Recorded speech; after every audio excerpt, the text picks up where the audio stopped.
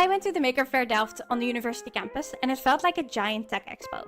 It was a carefully curated collection of people who are deeply obsessed with making things. And I met so many cool makers.